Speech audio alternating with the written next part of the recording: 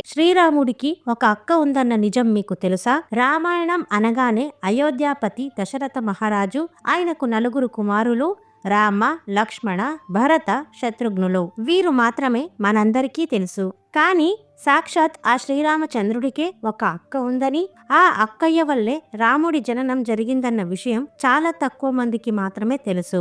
అవును, మీరు విన్నది నిజమే. శ్రీరాముడికి ఒక అక్క ఉంది. ఆమె పేరు శాంత. అసలు శాంత ఎవరు? దశరథుడు తన కన్న కూతురిని ఎందుకు దూరం చేసుకున్నాడు?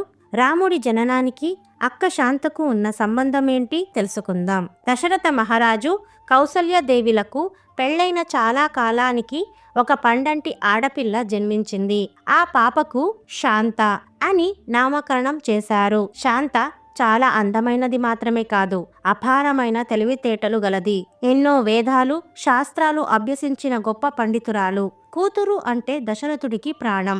అదే సమయంలో అంగదేశాన్ని పాలిస్తున్న రోమపాదుడు అనే రాజు ఉండేవాడు. అతను దశరథుడికి ప్రాణమిత్రుడు. రోమపాదుడికి ఎంతకాలమైన సంతానం కలగలేదు. పిల్లలు లేరన్న బాధతో ఆ మిత్రుడు కుమిలిపోవడం దశరథుడు చూడలేకపోయాడు. ఒక తండ్రికి కన్న కూతురిని వదులుకోవడం కంటే పెద్ద కష్టం ఏముంటుంది? స్నేహ ధర్మం కోసం తన ప్రాణ సమానమైన కూతురు శాంతను రోమపాదుడికి దత్తత ఇచ్చేశాడు దశరథుడు. ఒక గొప్ప త్యాగం చేశాడు.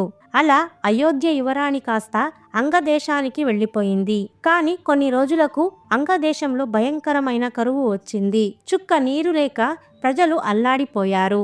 అప్పుడు రోమపాద మహారాజు అడవుల్లో ఘోర తపస్సుకునే ఋష్యశృంగుడు అనే గొప్ప మునిని తన రాజ్యానికి ఆహ్వానించాడు. ఆ ముని అడుగు పెట్టగానే అంగదేశంలో అద్భుతం జరిగింది. వరుణ దేవుడు కరుణించాడు. కుండపోత వర్షాలు కురిశాయి. ఋష్యశృంగుడి మహిమకపోయిన రాజు తన పెంపుడు కూతురైన శాంతను ఆ మునికే ఇచ్చి ఎంతో వైభవంగా వివాహం జరిపించాడు. అలా శాంత ఒక గొప్ప మునిపత్నిగా మారిపోయింది.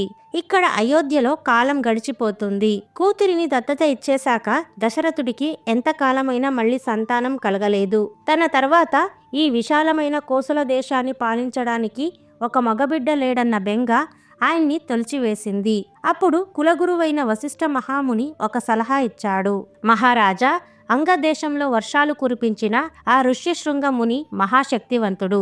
ఆయన్ని అయోధ్యకు రప్పించి పుత్ర కామేష్టి యాగం చేయిస్తే మీకు తప్పక సంతానం కలుగుతుంది అని చెప్పాడు.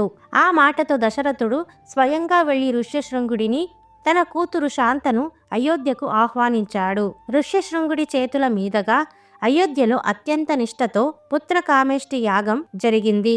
ఆ యాగ ఫలంగా అగ్నిదేవుడు ప్రసాదించిన పాయసం వల్లే శ్రీరాముడు, లక్ష్మణుడు, భరతుడు, శత్రుఘ్నుడు జన్మించారు.